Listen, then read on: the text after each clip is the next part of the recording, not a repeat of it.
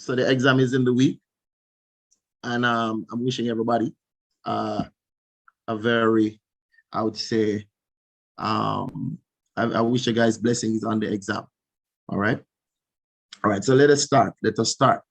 All right. So what we have lined up here are a number of performance task questions. We're going to try to go through them as timely and as accurately as possible. Right. Be advised that for these questions, you definitely would have to read through the problems. Read through the problems slowly, underline the necessary details, and then you move on. All right, so let us begin. It is now 6:02. As soon as you come on, if you have not yet subscribed to Daily Math Concepts, I would advise you to subscribe to the channel and hit the likes right now so that many persons who are searching for the same thing will be able to find it to help themselves. All right. All right. And if you are searching for a curriculum-based test teacher, you can just WhatsApp this number on the screen and we could talk. All right, because that's where we're going after this. But let us start this. So it says here, you will help the Kiwanis Club to determine, number one, you want to determine the fraction of students from a particular class and an entire grade 6 cohort that will attend. Two, you want to deduce how many students preferred burger only when given the option of a burger and or / pizza. All right. Calculate how much money will be spent to purchase burgers. All right. So this is what our task is about, general information. Right. So this task has a number of questions. So you read your general information and then you jump in the task. So we're just going to jump in the task right now. All right. So you could start typing your answers as soon as you see the question. So I'm going to try to work the screen as best as possible. Right, some of the questions, as you can see here, part 1, how many students from grade 6C? That's what we're focusing on, number of students from grade 6C. So let us look at it. I'm going to be reading. It says a total of 50 students. I'm going to highlight this very important detail. A total of 50 students. So we want to highlight that. All right. So a total of 50 students returned permission slips. What fraction of grade 6C? We don't want the fraction of grade 6, just grade 6C, very important, students will attend.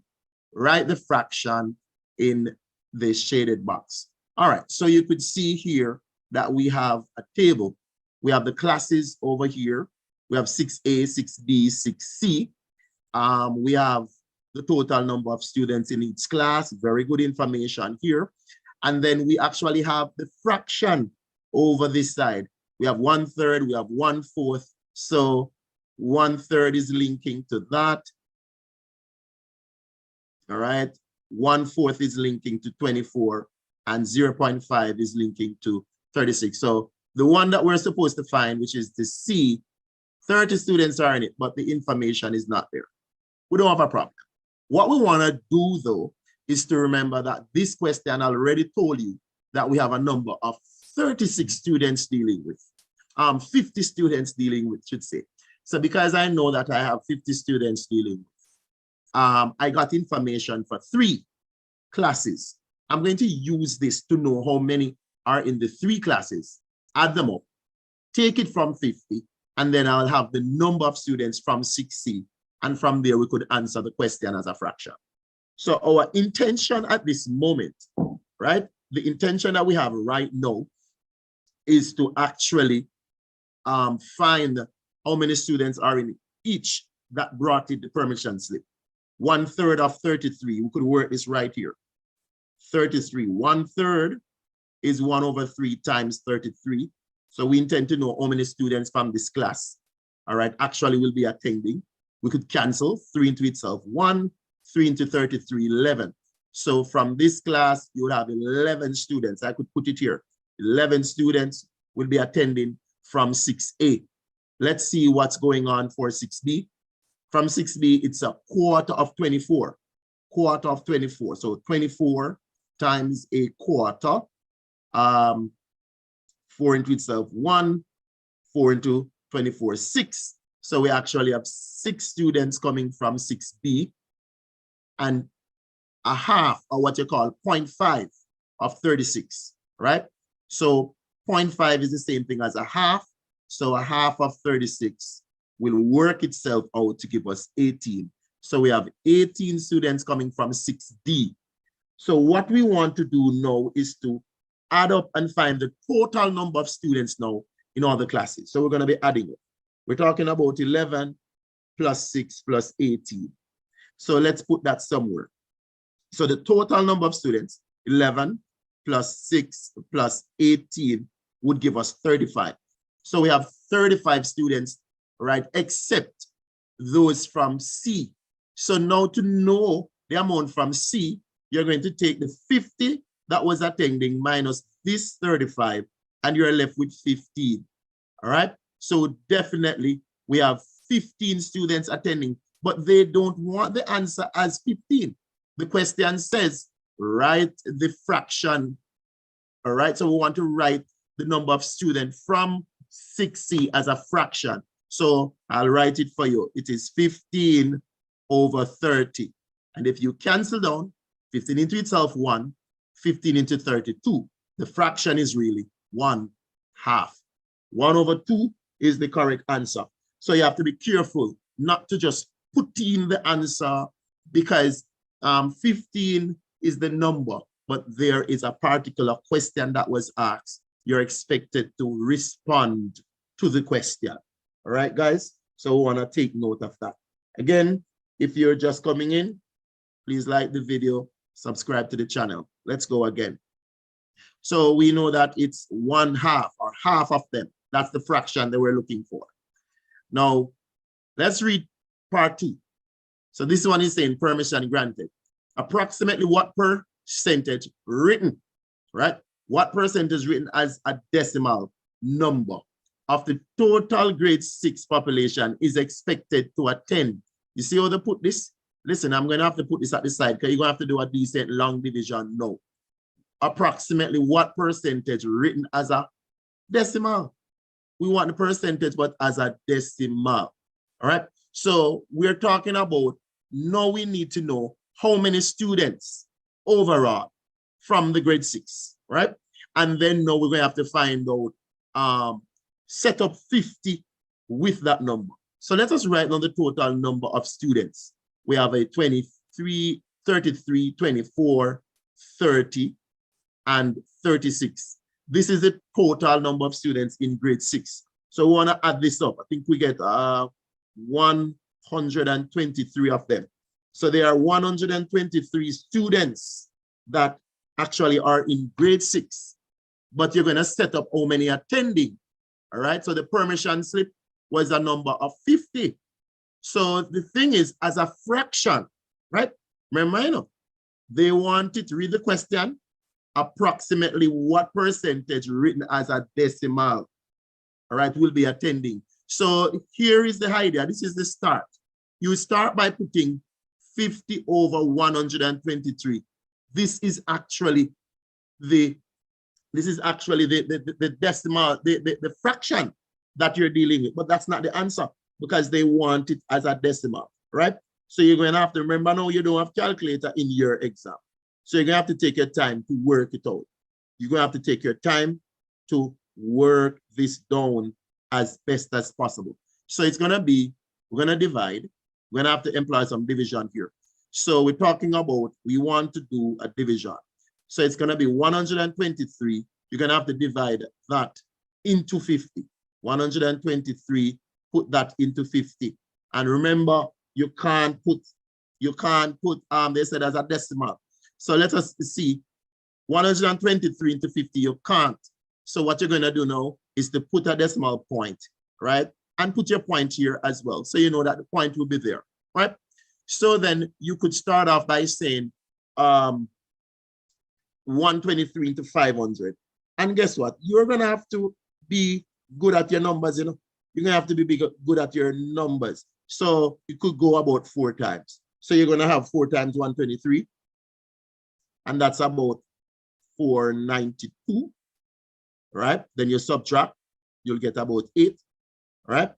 And then now 123 into, so you'll get about 8 right there.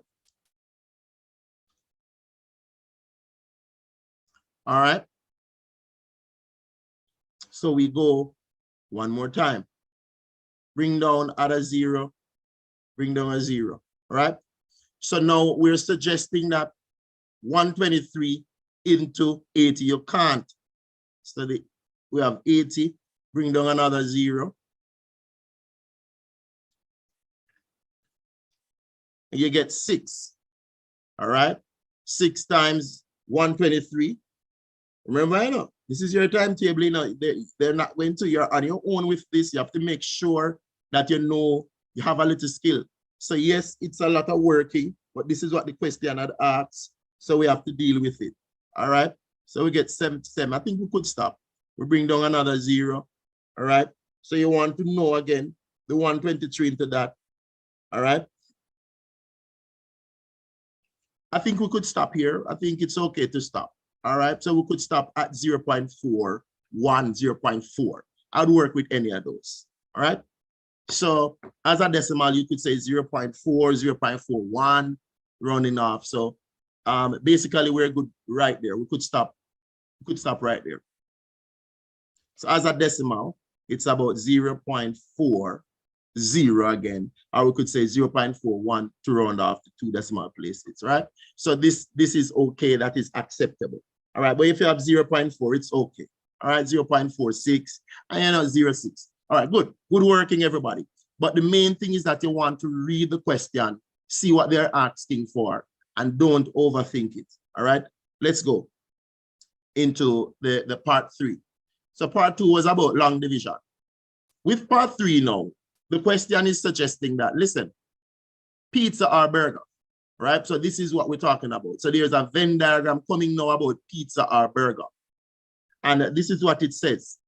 The party organizers ask the students to say whether they like either burger or pizza or both. So it's either you're going to like pizza only, burger only, or both. All right. 10 of the 10 students answer that they don't like pizza nor burger, none at all. So you want to know that those students are the ones that are outside. They have nothing to do with burger or pizza. So they're going to be somewhere out here. 10 of them are outside. So they are not a part of the burger or the pizza eating, right? Now, so I just did this part. 10 students, they don't like any. 20 students like both pizza and burger. So 20 students will be in the middle part here because that's where burger and pizza are overlapping. So 20 of those students, they like that, right? 12 students only like pizza. So you go where the pizza is, there's only 12 students over there, all right? Definitely you're realizing now that your diagram is not fully completed. However, you have to remember how many students attend. Remember, it was 50 students that attend. So 10 of them don't want any, all right? 12 of them only want pizza. And then there were 20 that were between the two, all right? So right there, you know what to do to find the remainder. You're going to add up this number, 12 plus the 20 plus the 10. And we're going to get about 42 students. All right, so if you take that 42 out of the 50, you're going to be left with 8. So that means 8 students like burger only. So we have to pay attention to details now. 8 of them, they like burger only, right? So we're able to figure out that. And how did we do that? We have to recall the fact that there were 50 students originally on this trip, all right? So in remembering that, we were able to put it together, and yes, all right? So we completed that right there. So we complete the Venn diagram, understanding the 50, and so on and so forth. Let us see what else they have for us. All right. So as I said, the explanation is basically that your 10, 12 plus your 20 plus your 8 would give, plus the 10 will give a total of, hold on, let me fix this. Hold on, let me write the numbers better. The 12 plus the 20 plus the 8 and the 10, not the 8. The 8 was not there yet. Plus the 10 were information that we got from them. That was 42. All right. But remember now, we are just saying that remember that we actually have 50 students. So you want to take that from it. All right. Then this part would have been the burger only. I'm just trying to set it up for us to see. Right. So 50 was the total. It was on that basis that we're able to add and take from 50. We understand where the question was coming from the beginning. All right. This other last question here. Seems like I cut the paper back, but I'm not sure. Let's see. The question says, what is the ratio of students that like neither pizza nor burger compared to those that like both pizza and burger? Okay, remember, I know the person that neither like pizza nor burger, it was 10 of them. So that was 10. Pizza nor burger is 10. So you want to start making notes of some important details. Compared to those who like both, we already found out that both was 20. So you could go back and take a look at the Venn diagram here. Look at the Venn diagram right there. This is the one that like neither, 10. And then the part that like both was 20. So they're asking for the ratio, where you're going to have to make sure you put the ratio according to how they phrase the thing.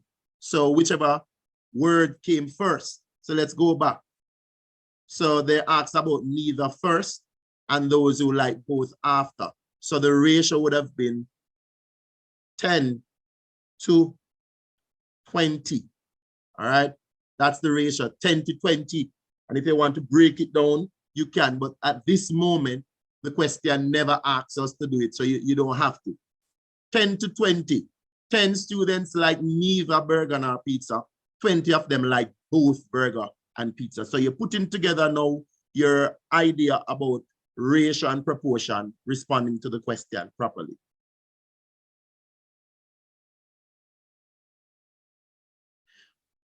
C part says, what is the ratio of students that like burger only to those that like pizza only? So we're gonna have to go back to the Venn diagram. Burger only, pizza only. And when we speak of pizza and burger only, you're talking about the part of the Venn diagram that does not mingle. For example, 12 is pizza only. 8 is burger only, because they're not mingling in the middle like the 20. All right, so pizza only 12, burger only 8. So at this moment, what you want to do is that you wanna, remember I said you could write one, you could break this down if you want. This would have broken down to 1 to 2. All right. Let's go back to this. So what is the ratio of the students who like burger only? Burger only is 8 to pizza only 12. And then you can break it down some more by using 4. 4 into 12, 4 into 8, 3, 2, and 4 into the 12, 3. Let me write it properly. 4 into the 8, 2, 4 into the 12, 3.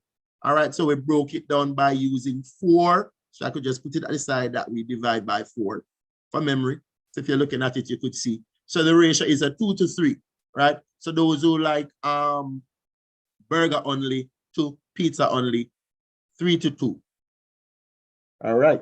I've seen some good working out in the chat. Very good going, guys. Excellent, excellent going. I see some students putting out some answers. All right. Not bad, not bad, not bad at all. All right. So since you're working, let's look at this now. So there is another part to the question. It says, so watch this now. Is the proportion that like neither pizza nor burger equal to the proportion that like pizza or burger only? All right. So we're talking about neither.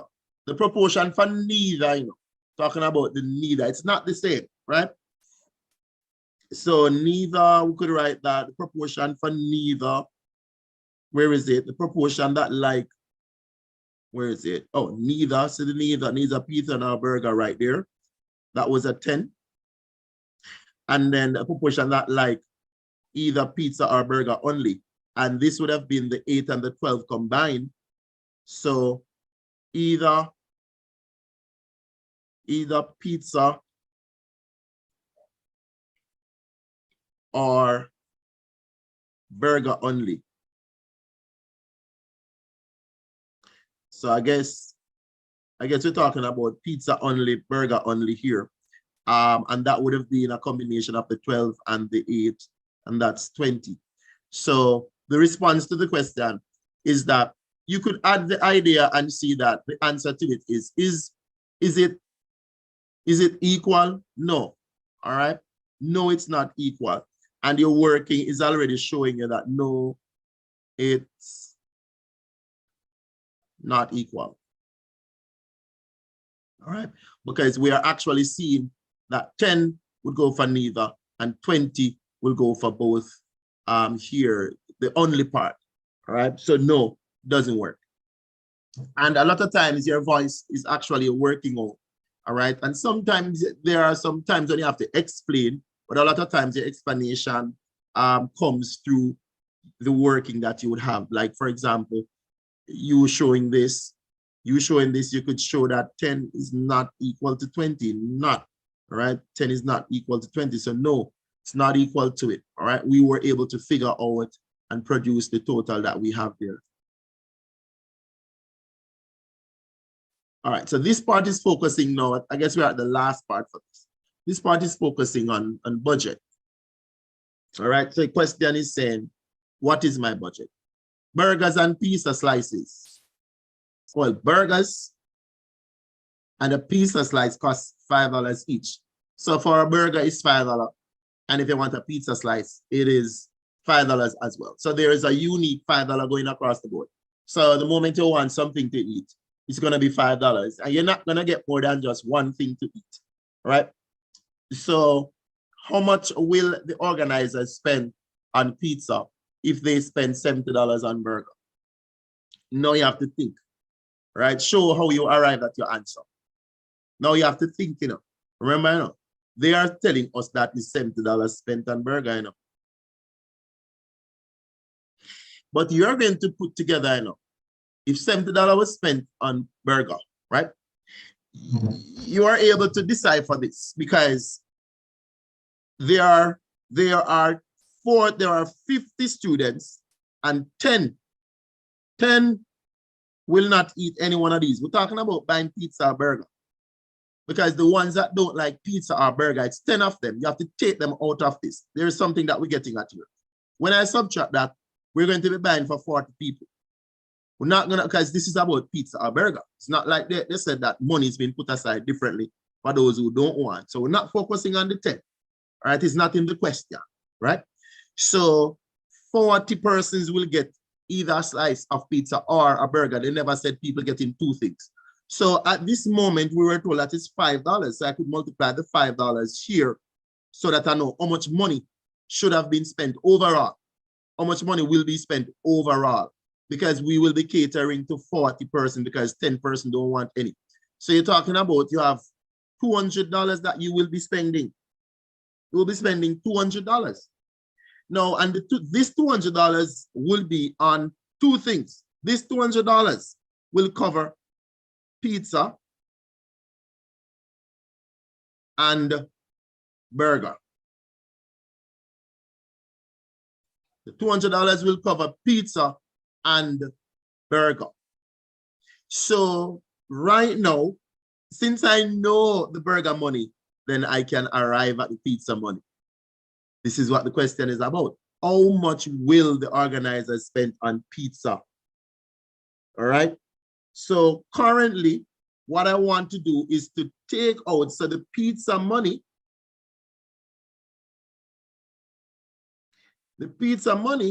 is to take the $70 out of that 200, just like that. It's $130 that will be spent on pizza because there is a total of $200 that will be spent because everybody will get one thing and we're buying for 40 people because 10 persons don't eat burger or pizza. $5 for each of the things.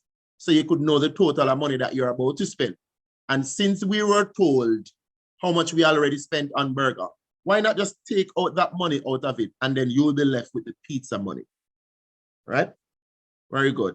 So we will spend $130 on pizza. All right, very good going right there. Very good going right there. So we just finished with the first task, right? So task 1 is done. Let us now go to other questions.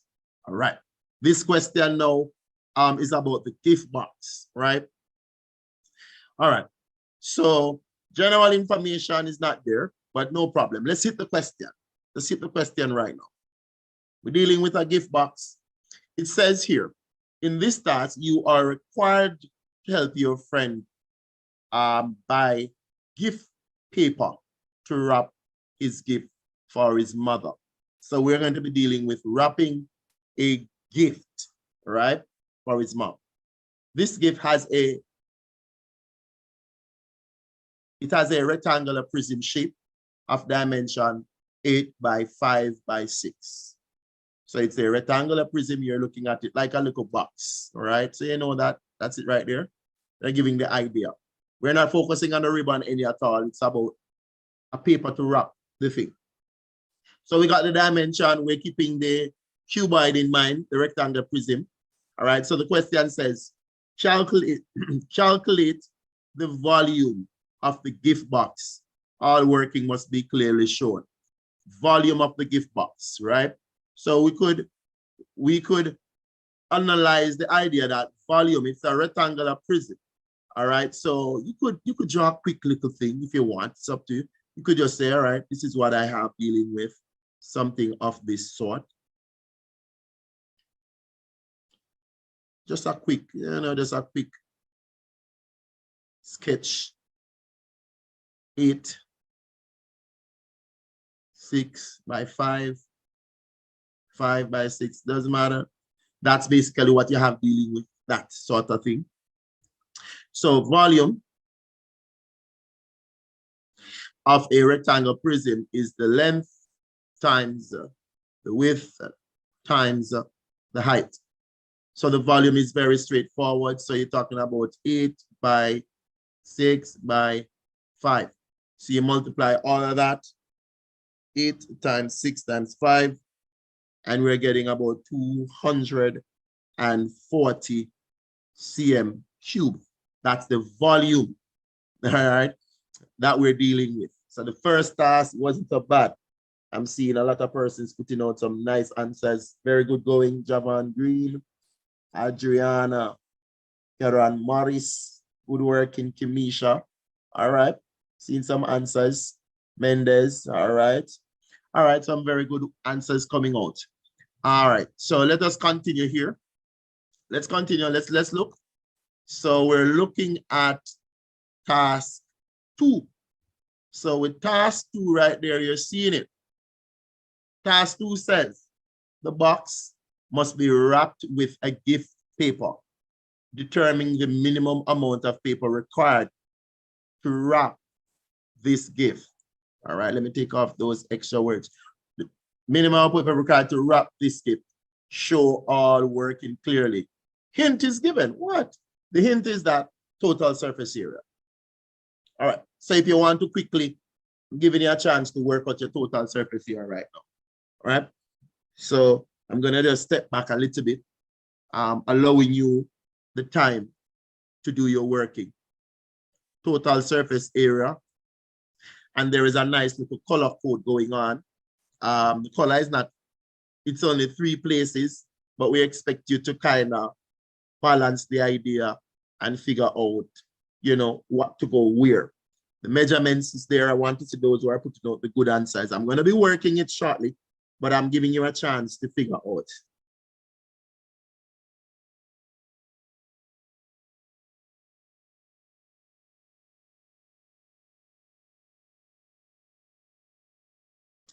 All right. Waiting on the total surface area there, giving you a little chance to come up with it.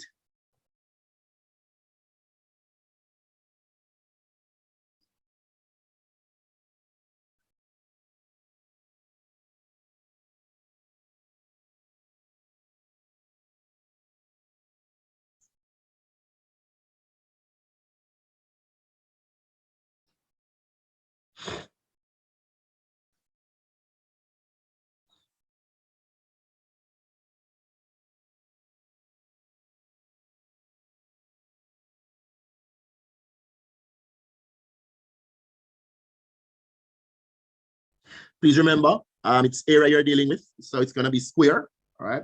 So, all right, by now, persons will be putting in some answers. All right. So I'm going to see what's going on for this now. All right. Let's see.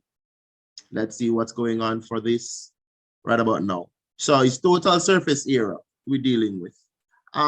This is a rectangular prism, and the fact that it's a rectangular prism, we want to bear in mind that it has 3 twin faces, right? And what do I mean? This face that is on the what that it is sitting on the ground, it is a twin to the brown piece at the top. Those are twins. This face that is blue at the side, it is the twin for this one all the way here at the back, at the side, that all the way to the other end. And then now we're talking about this broad one at the front. Let me see if I could highlight this broad one at the front, right? And then we have a broad one at the front right here on the front. So I'm gonna try to just shade it. It's at the front, this one at the front here, this one at the front right here. Yeah, right there. All right, that broad one at the front has a twin all the way at the back. All right, so the twin for it is at the back. Let me see if I could mark the twin for you. The twin is at the back. The twin is all the way here. That's the twin around there. Trying to show it to you. There is a twin around the back, all the way around the back, right there. So we're suggesting that, hey, when we're looking at it, we're noticing that we have 3 twin faces to deal with. So no problem. Whenever we find the area of each that I highlight, we're going to double it. All right. So we're not in any rush. So the idea is that we have the total surface area to deal with.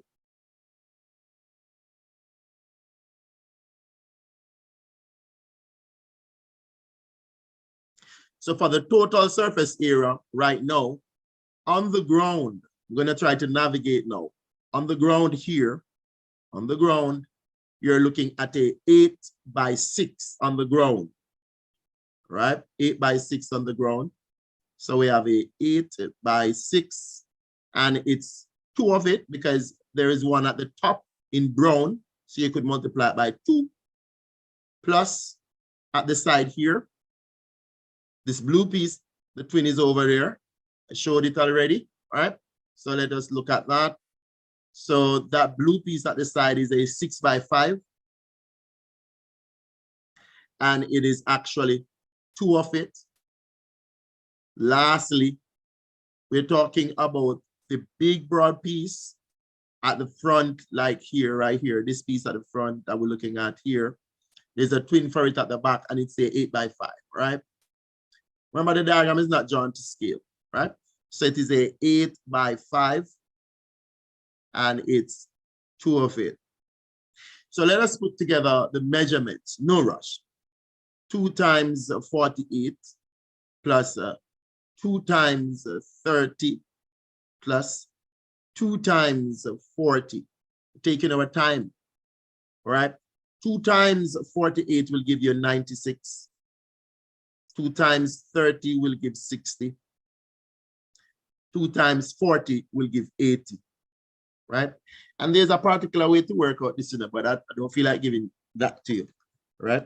So it's 96 plus 60 plus 80.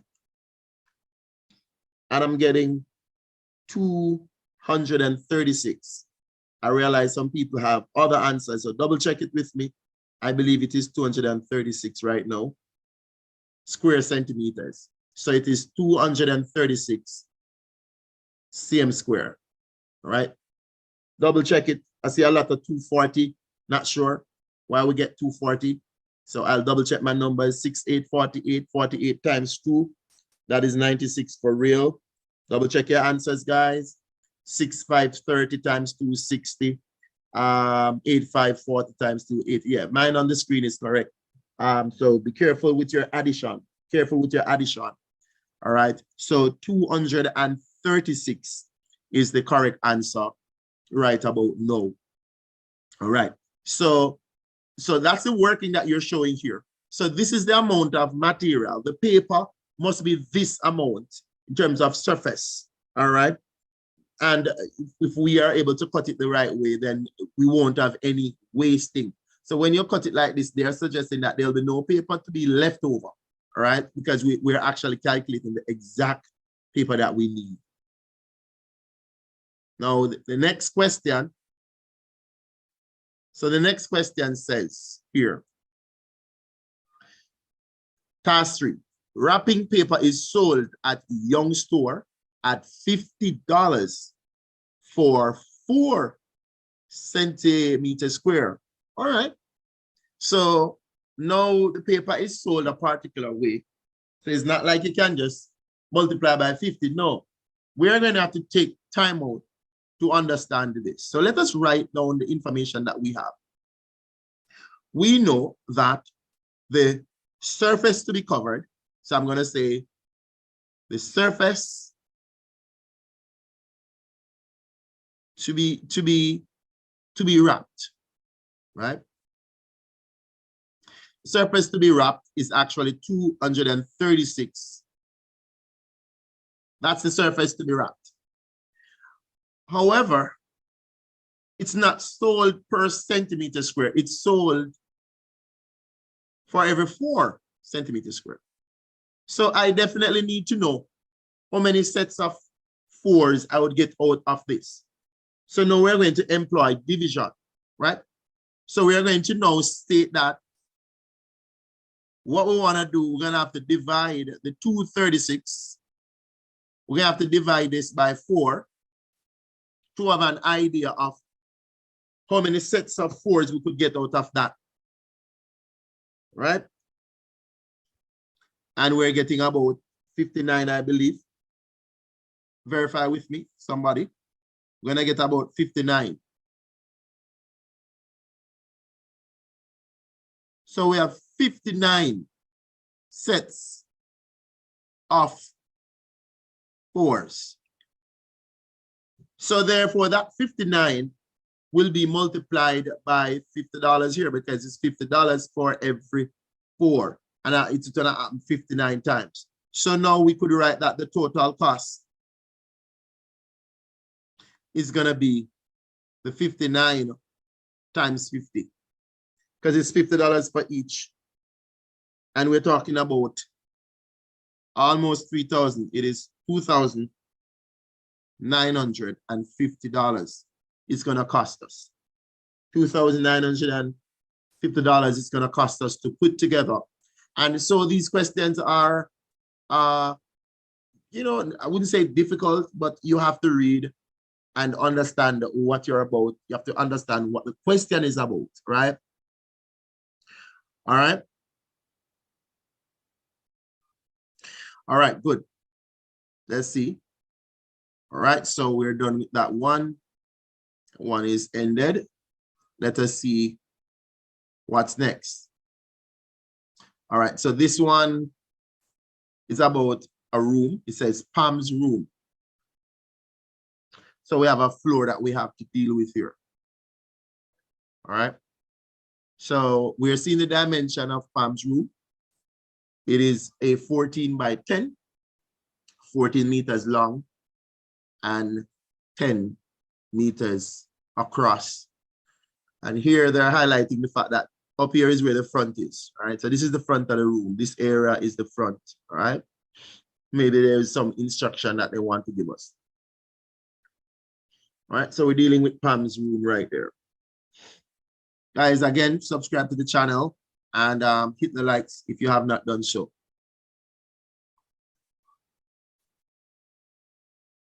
Now I'm going to leave the question to see if you could start the first question. All right. Now, there are some information here being given. It says here, Pam's room has a dimension, 14 meters by 10 meters. Then it says, to the front of her room is a study section of dimension 10 by 3. So that's why they told us that this is the front. So there is a little study section that she has, right? So she has a little 10 by 3 out by the front there. So the first question here is asking us to draw, right? So it says, guys, draw a diagram of Pam's room. Be sure to outline the study area and the dimension of the room. So you're going to put the dimensions there, and you need to cut off the study area. The dimension was given of the study area. It's a 10 by 3. And it must be to the front. To the front of her room is a study area. But this is already 10 here. So I want to see how you're going to cut this off. All right. Remember, they said they want it up by the front, and that is already 10. So you only need the 3. Right? So we have the 10, we need 3. So we want to see how you're gonna do a quick diagram there. So I'm giving you a minute to do your own diagram, and then I'm gonna do mine. I think I could copy this. Let me see if I could copy this. Put it somewhere down here. All right, I get it down there right here. So I'm gonna do mine here, where I'm gonna show my 10 by, so this is the entire thing where this is 14 and this is 10. All right, that's a dimension for the room itself. And we need to put, so the front of the room is somewhere out here. Let me go for the word.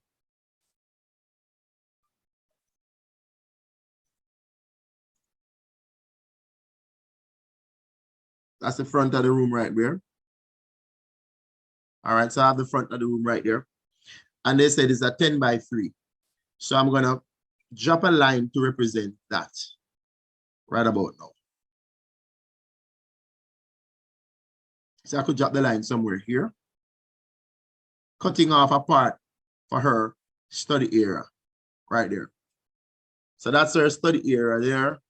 And I could just put study area in there.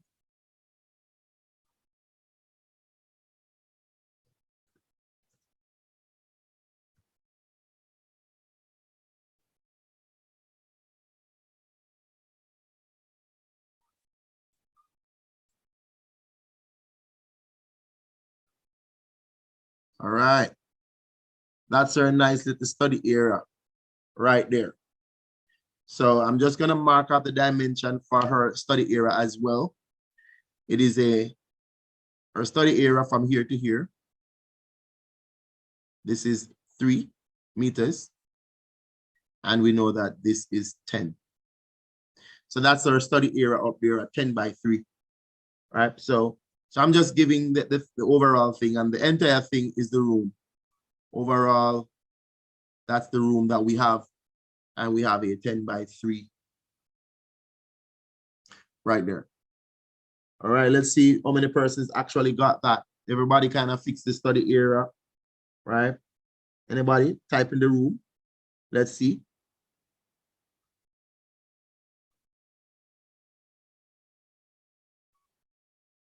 Guys, make sure in the chat room you're actually discussing what we're dealing with, all right? Make sure whatever you're doing in the chat is actually what we're discussing. Everybody, come on, get in the right mood. All right. All right. So let's continue now. All right.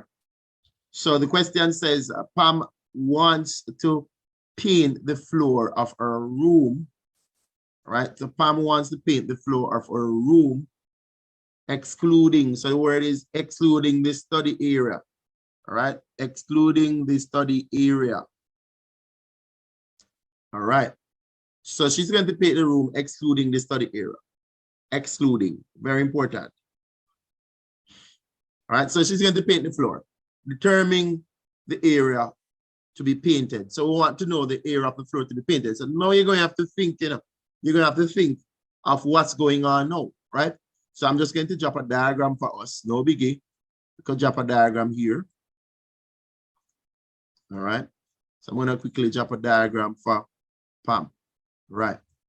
So this is going to be the room for Pam again. But what we're noticing now is that the dimension will be changed a little bit because the study area is not a part of this.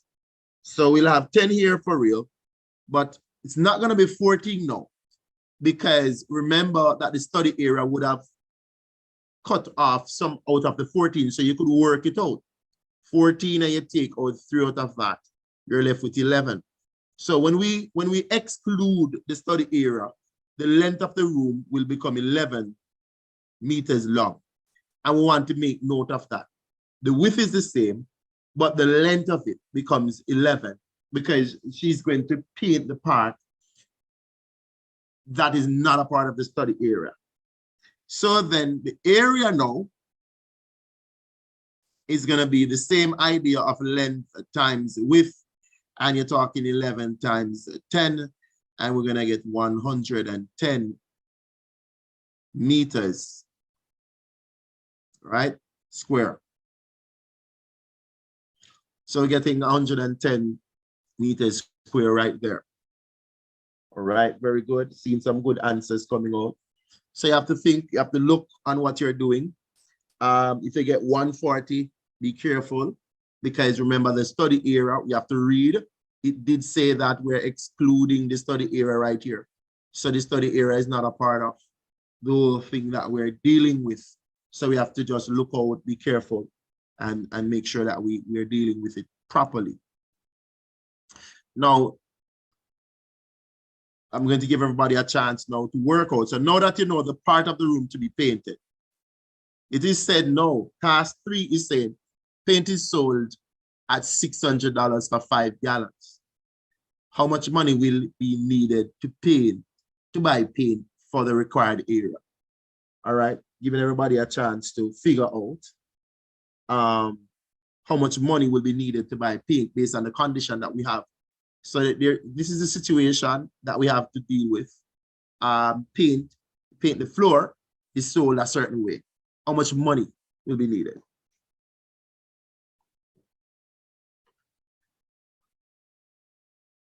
Checking in the room to see if I could see some answers coming out.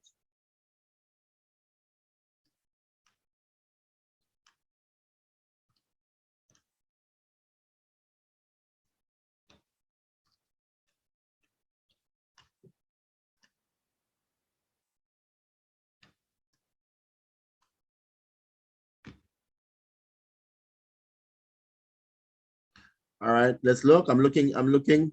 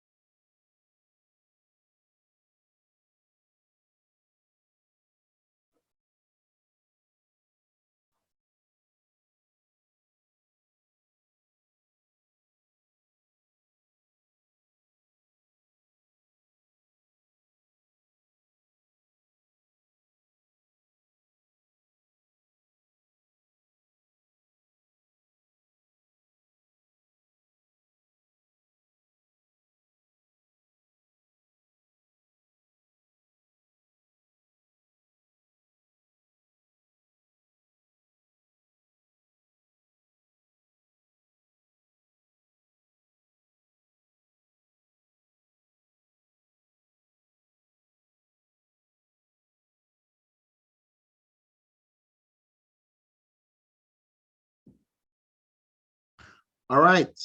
All right. All right. All right. I'm going to go through now. I see some answers coming out.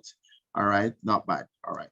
So what we want to do based on the structure of the question, the required area to be painted. So I'm writing here.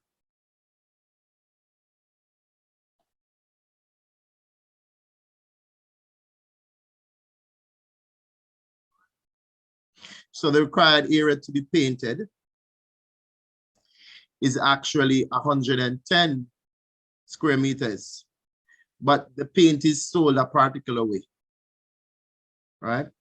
So $600 for 5 gallons, right?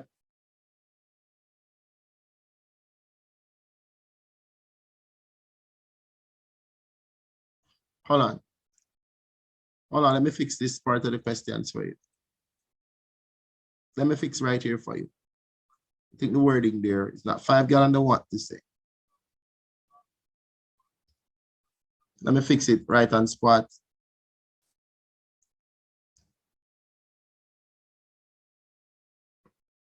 Let me help you fix this. $600 will be able to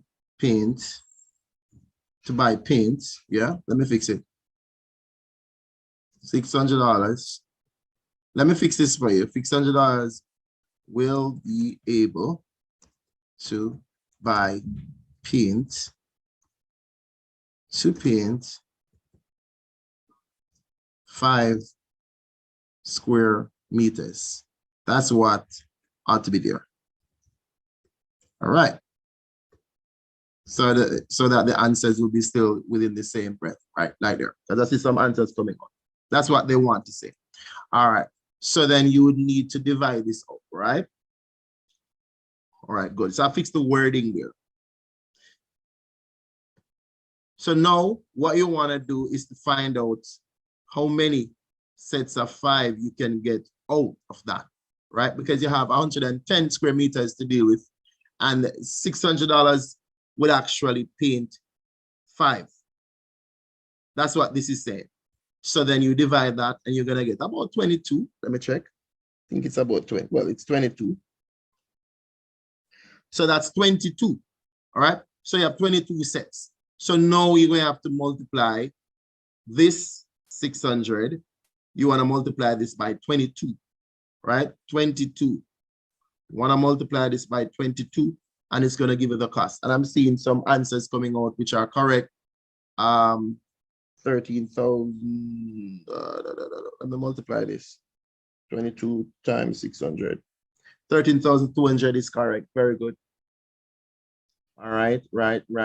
7,200. Double check that. Double check your 7,200. Divide first. Divide to find out how many times the 5 could go into that 110, because it's in that context, right? And then from there, we'll get 22 sets of 5. And then for each 5, it's going to be that. All right. So there it is. But watch this now. This is another part where the painter is charging certain amount. All right. So we have something else to look at now. The painter charges it. So you buy the paint, and then now after you have bought the painter now come with a price to do his painting. So the painter is saying, listen, I'm going to charge $800 to paint 20 square. I think this is meters here, right? 20 square meters. Let me write out the word fully. Of surface. Calculate the total sum Pam will pay to buy paint plus pay the painter to complete the job. Everything in one. All right, so let me push this up right there so we have a little space. All right, so look at this. Take a quick look at this and then put it into the right order. What are you going to do? Because now you buy the paint, it costs you 13,000 something. Then now the painter decides, you know, on his deal, he's saying that, listen, it's $800, I'm going to charge you to paint every 20 square meters, right? So Pam is now thinking about her total sum. So let's deal with the painter's money. So to deal with the painter's money, firstly, you're going to have to still divide up the surface that the painter has to paint by 20. You have to divide up the surface by 20. So you want to divide up that surface by 20 to have an idea, because he's charging per 20. $800 for every 20. So you need to know how many times 20 could go into that, and you're going to get yourself with about 5.5. So then this 5.5 will now multiply by, so the painters, let me write out this, the painter's cost is going to be the $800 multiplied by your 5.5 here.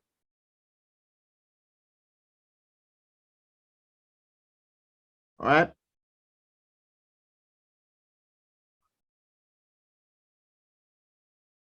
And we're getting about 4,004. Let me see who else is confirming that. Who else is confirming? Who else is confirming the total for the painter? Okay, not seeing the painter's amount. All right, but this is not the answer. This is just what the painter wants. You notice I highlighted the painter's cost. So now you have to focus on Pam's costs. Pam's cost is going to be everything together. All right, so it's going to cost Pam. So we're suggesting now that Pam will pay a total of 13,200 to buy the paint, and then pay the man 4,400 to paint the thing. And this will run her. So Pam will pay about 17,600 overall to buy the paint and get it done. Right? So double check it, please. I saw some answers good coming out, but I saw some answers that are off as well. Double check your answers, double check your working. Remember that when you're dealing with this, you have to first look on what is being said by whom, who it is referring to, what is it that the question really wants. Calculate the total sum Pam will need to pay. Pam. And you would understand that Pam will be paying the painter. Pam will be buying the thing.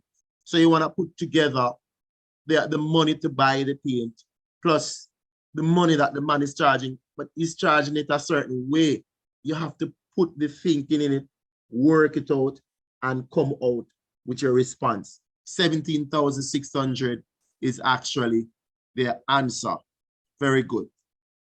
All right, so we have another question here. It's about the farmer's land. Right, so there's a little scale to it. All right. All right, so we're talking about the farmer's land. You're going to have to employ a look at scaling. You're told when you see this diagram in centimeters, you're being told what it really means. So you could have a very good idea of what it is you're dealing with in the real world as opposed to the diagram that you're looking on, right? So we're going into the fourth question here, the farmer's land. So a scale is given here. Let's check out the scale. It says 1 centimeter on the diagram is actually 10 meters. So basically they're saying when you say one centimeter is 10. So you should be able to have now a very good idea in terms of meter that the land that he has right now. So wherever you see 1 centimeter, it's representing 10. So if you see 2, it's going to be 20, and so on and so forth. So I want you to think of this. Now, scaling is important to whatever we're going to do. So let me see what the question is, and then we'll come back to the scale. Oh, let me see if I could move the scale part somewhere down here. All right, yeah, I could. All right. So I'm moving the scale part so we could see it. All right. So the question says here, the farmer realized that too many animals are visiting his farm and damaging his crops. He decides, right, to fence the land. Calculate in meters the length of wire he needs for fencing. All right. Notice the question now shifts from so the diagram is in centimeters, but the question itself says calculate in meters, which means that you're going to have to do some conversion, right? But not necessarily too much, but based on the scale that you were given. So it's not conversion, but definitely this diagram was drawn a certain way. And then it's giving you the interpretation of what you're seeing, how you could relate this to the real world right now, right? So you have to take into consideration that. So what we want to do though, we want to take our time and go around and populate our diagram with the appropriate measurement now, since they want it in meter. So for every 1 centimeter, it's 10. So you can see that if you multiply everything here by 10, you're going to get the real things in meter. So you're talking about multiply this by 10. This is actually 60 meter. By 10, this one becomes 20 meter. Times the 10, this becomes 100 meter. By 10, and this side becomes 90 meter. All right. So there it is. We change it to meters because we want to respond to the question appropriately. There. All right. I'm not saying that this is the only method. I'm just saying that, hey, you can just do this right now. It's either you're going to change it early or you change it at the end, but I want to change it now. Now, the concept of fencing a land is dealing with perimeter, and perimeter has to be closed up. So there are some measurements here that are missing that we can't give the answer unless we know these. And I'm referring to, we're going to have to populate that. We're going to have to populate that. Those are two things that are missing that we need in order to represent a good measurement for what the wire, the total length would be. So let's look at it. Now, if I'm going to find, let us look at it piece by piece. If I'm going to find this piece here, I have to take into consideration lines that are similar to that. So I'm talking about horizontal lines. So let me highlight what I'm saying. This line is horizontal. This one is horizontal. This one is horizontal. They relate to each other and they will help you to find that missing horizontal spot. The total horizontal distance is 100. So, and then this piece here is 60. So that means that you can use the 60 and 100 to know this missing piece. So and this is the same piece up here. So we're suggesting that, hey, what mathematical operation do you need to use on 100 and on the 60 to get what you need? We need to find that piece at the top. I'm going to put it right here. For that piece, we're going to have to say, hey, it's going to be 100 minus the 60. And then you're going to realize that this piece is 40 right here. This is 40 meters, right? Let me see if anybody got 40 meters for that piece, right? Then now for the other piece, I'm kind of working it so everybody, is comfortable going forward. We're missing this piece right here. We're missing that. We're going to be looking on vertical lines to do that. That's 90, 20. So 90, 20. So you could see that to find that missing piece in the middle there that I placed in green, it's going to be 90 take away 20, and you're looking at 70 meters, right? 70 meters for that piece. Let me see if I could put the 70 here so we could have it close to it. So this is 70 meters right here, and I could put the working out here. We came up with it by saying that 90 minus the 20 is what led to the 20, to the 70. And when we talk about the 90, we're talking about this full vertical distance, taking away this piece, and then we got this piece. So they're all connected, right? So always know this strategy. If you want to find an horizontal line, look at the longest horizontal line and the shortest and see where the next one starts. It normally starts on top of it. Subtraction always take you there. So now that we have the numbers, we can respond to the question, the perimeter. It's going to be, so we're going to just start at 1 point. So let us say I'm starting where the 40 is. We're adding 40 plus 70 plus 60 plus 20 plus 100 plus 90. So you're adding all the distances around the thing. 40 plus 70, try not to make any mistake, plus 60 plus 20 plus 100 plus 90. All right, and you should get 380 meters. All right, and remember now it's a distance. All right, double check it for me. Double check it, everybody. I'm seeing somebody with 38. Look carefully, you left off something there. All right, I'm seeing some 380 like myself.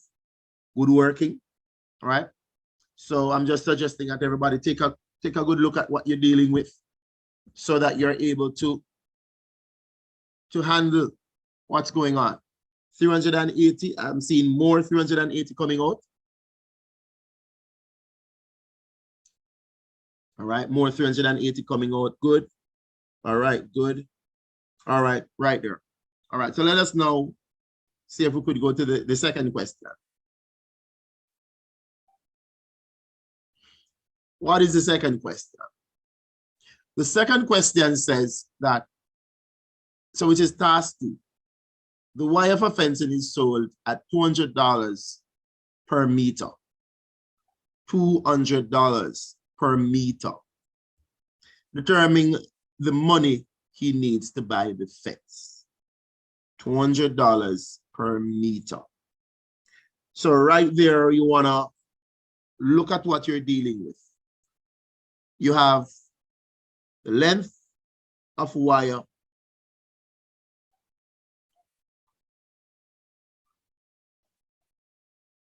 is 380 meters. That's the length. So the length of the wire is 380 meters. But it is being sold at $200 for every meter. So you could focus on that. For every meter. That means for 1 meter is 200. But now you need 200, you need 380 worth. All right. So we're talking about the total cost here now. It's going to equal to us multiplying these two numbers here. So you need to multiply that 200 by the 380. And it's going to take you, I see some answers coming out. Very good. Very good working there. $76,000 to fence up all of that. $200 per meter. We have 380 meters to deal with. Very good going. Whitaker, good going. McKay, good going. And the Star. See some good answers coming out. Very good. All right. All right. So we're right there. Now, this part of the question now, right? This part normally gives a little trouble. But I'm just going to see how. All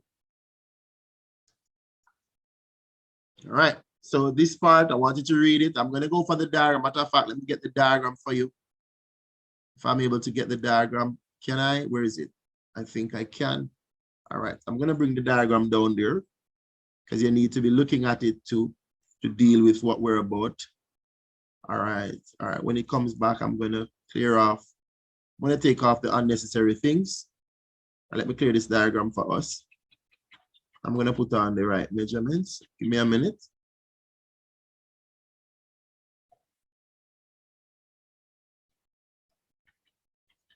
All right.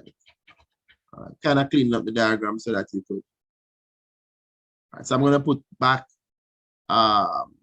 what we had. So this was 40 meters. This was 70. And this was 60. This was 20. This was 100. This was 90. So what we're looking at is this question here, what I want everybody to focus on. See if you could come up with the answer before, and then I'll work it. I think I'm going to work it 2 ways for you. Can be worked various ways, so I'll do it. All right, so I'll read the question though. It says here that it's a new season and the farmer decides to plant some new crops. He needs help to plow the land. right? So he needs some help to get his land sorted. And so he needs a tractor, right? So the tractor operator is charging per hour. He's charging per hour, $3,500 per hour. And he's saying also his tractor plows 480 square meters in 1 hour. All right. All right. So he knows what he does in an hour and he's charging per hour. All right. All right. So let us see if you will figure out.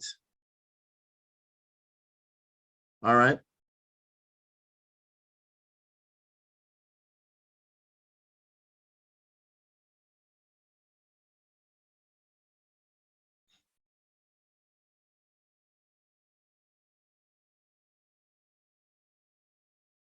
Giving you a chance to figure out what to do. I'm going to do it 2 ways.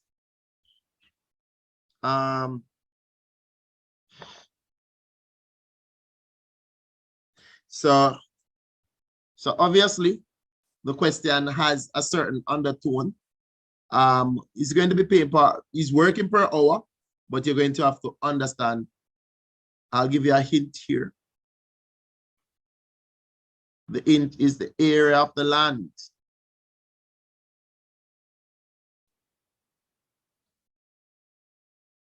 So the hint is the area of the land, right there. So having known the area of the land, then you'll be able to relate to how much he says he's able to do in 1 hour. So I guess you'll be able to tell the number of hours he will be able to finish based on the size of the land. And then from that, you can now work out his money.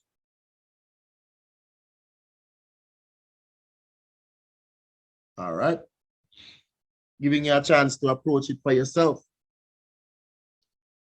All right, Mr. Karen Morris, and your answer look good. See some answers coming out. All right.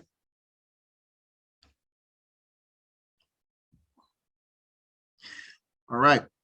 Now,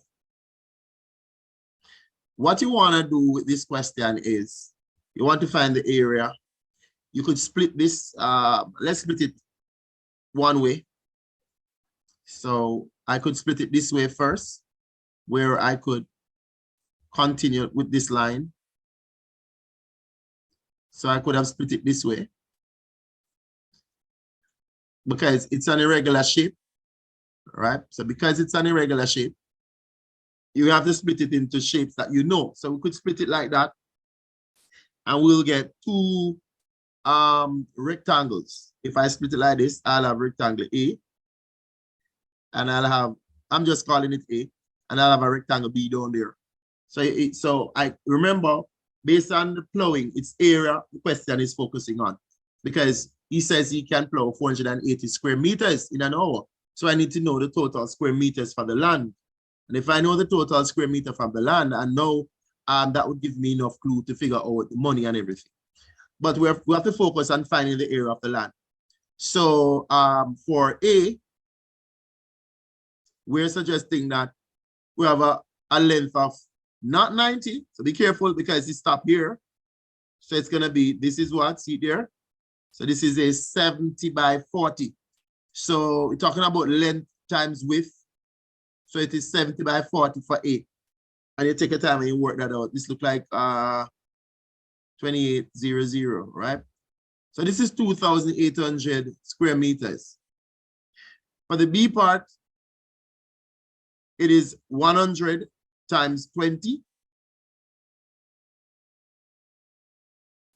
And this is going to give us 2,000. Now, if we add both, it comes to 4,800 square meter of land, right, that he has to plow. So he needs to plow a total of 4,800. So that's the area. So that's one way you could have found the area of the land. So this is the area of the land. Now we can use this to solve the problem. Allow me to try to find the area of the land another way, all right? So we want to see if we found it the other way, if we would have gotten the same answer. So let us switch it. I'm going to switch it now, because somebody might have done it the other way.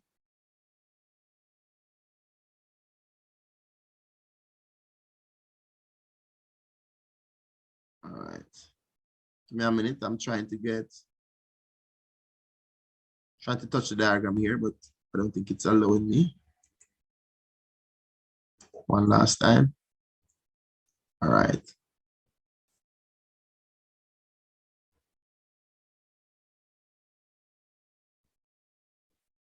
All right. All right. So let's take it over there now. Could have turned it this way. Could have done it like that.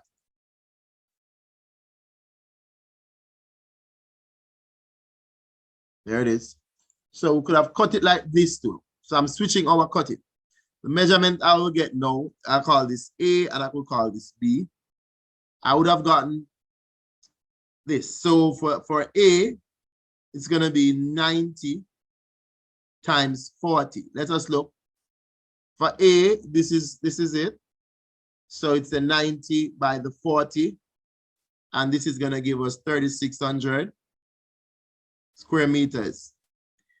For the B part, it's going to be 60 with 20, because the 100 pass 60 start here. So this is 60. This part is 60 by 20. So for the B part, it would have been 60 times 20. And look, we would have gotten 1,200. If we should add, you realize that you would have got the same 4,800. And this is why mathematics is like this. Like you approach it various ways. And as long as we're taking the correct steps mathematically, you'll realize that you're going to end up getting the same answer, right? So we get our 480 square meters, whichever way you did it. So that's what we need now to figure out how much money we will pay him. Remember that he says he's going to plow 480 in 1 hour, right? So the time, all right? So we're talking about the time for the tractor to plow.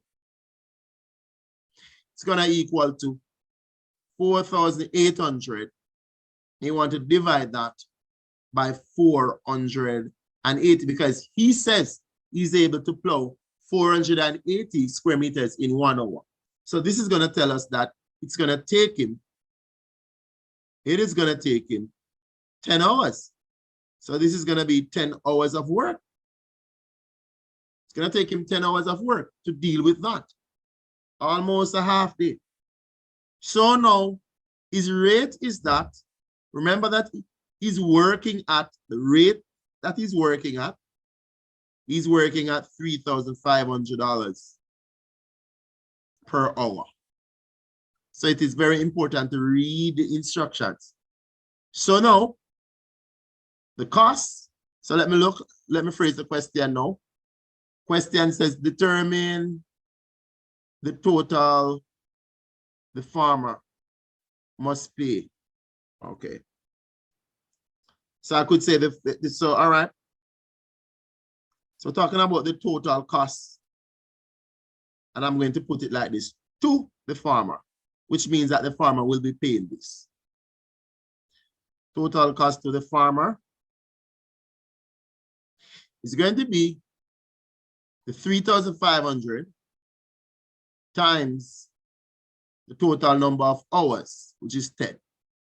And I really saw a number of persons putting that $35,000 out there. Excellent working, that $35,000, right? Very good working for everybody there. So we're saying that, hey, these questions are like this. There's a certain structure to it, right? That's the last question. But I'm just saying that I want us to take the time to listen quickly. These questions will give you a quick description of everything that you're about to do, right? And you're going to get general information about the task. And then now the tasks will now be, normally about 3 to 4 pieces, of which you're required to always verify from the top things that were said so that you can make sure that you are responding appropriately and correctly based on the situation. You don't want to just work, and not going back to see what was said, what it is that they're dealing with. Remember, it's a lot of reading that you're doing here. You're doing more reading than math. So you want to make sure that you read properly the information that's given, take time out to see what's going on, decide what mathematical operation is needed. You're going to add, you're going to subtract, you multiply, you divide, whichever one. Take your time and work things down. Remember now, you're not carrying any calculator, so you're going to have to sharpen up on your long division skill, your short division, your multiplication, understanding how decimal operates. Again, when you multiply, what do you do with the decimal point? How many digits are after the point, stuff like that. You want to make sure that you are up to date and running. All right. So definitely, I'm wishing everybody luck on the exam, and I trust that you do your best. At this moment, you can just give the shout outs. Yes, you can shout out in the group right now. In the chat, you could shout out who you want to shout out. We're at the end. Remember to hit likes, everybody. Hit the likes before you leave. Subscribe to the channel if you have not yet done so. All right. And we're going to the curriculum base next. So the next live that you see will be about curriculum base. All right. And definitely it's out there. So get involved. All right. Enjoy the rest of your time, guys. See you.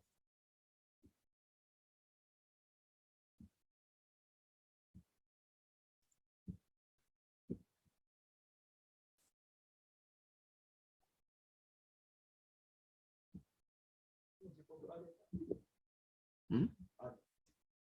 Mm-hmm.